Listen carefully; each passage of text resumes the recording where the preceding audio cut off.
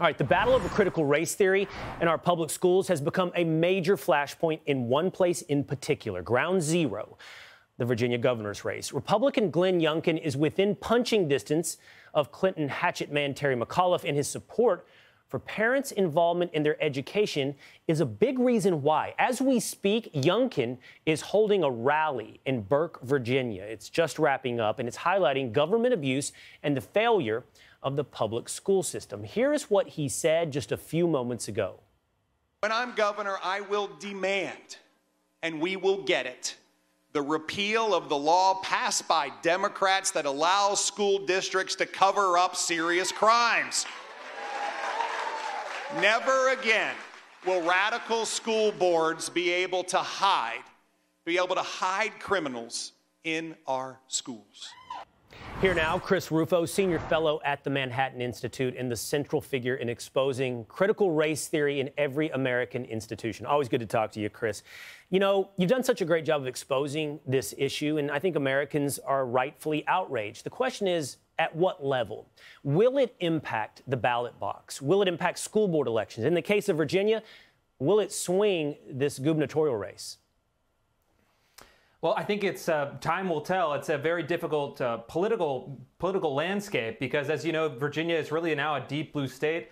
But what I think that Glenn Youngkin is seeing, and we're seeing with the tremendous crowds that are rallying to his side, is that critical race theory is an issue that polarizes parents. Obviously, conservatives oppose it, but also independents, and then about a quarter of all Democrats also oppose it in schools. So he's seeing a territory where he's moving Fairfax and Loudoun County, which voted for Joe Biden by about a 30-point margin on average, that are now supporting him by about a 10-point margin on the issue of critical race theory. So you're seeing a huge 40-point swing to his advantage. That's why he's making it the closing theme of his campaign.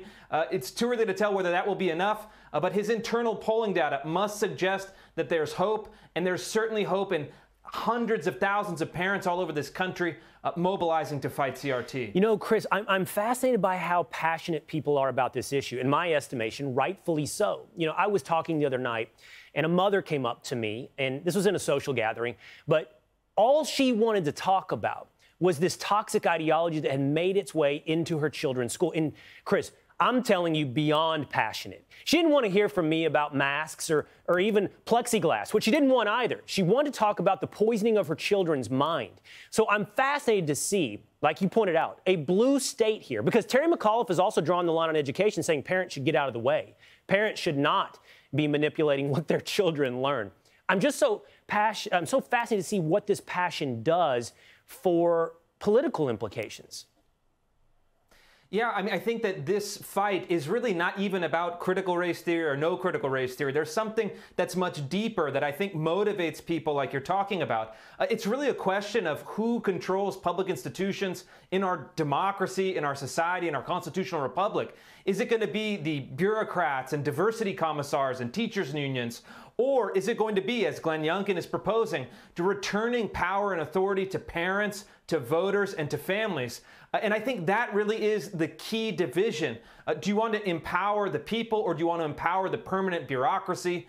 And that's the national fight that we're seeing playing out on this small scale. I certainly hope that the American people still have the instinct for self-rule and self-government, and I hope that's what prevails in Virginia. Hey, Chris, you've not just been reporting on this. You've been leading the fight against the spread of this toxin. Okay, so I want to ask you this, because this is what this mother asked me. What can we do? You know, do you talk to the school leader? And I said the problem is it's a ground-up problem at this point. It's teachers as well. It's an ideology taught in schools. So in your estimation, as quickly as you can, how is this overcome?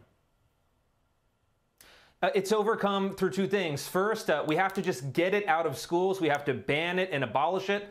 But in the long term, what we need to do is give every parent in this country a right to exit failing institutions. No child should be trapped in a failing public school that violates his sense of conscience, that violates the values of the parents. Every parent should take those education dollars anywhere that they wish. Right. School choice will liberate people, it will empower people, and it will actually depolarize some of these national fights that we've seen. Hey, like we learned and what we've known all along, vote with your feet.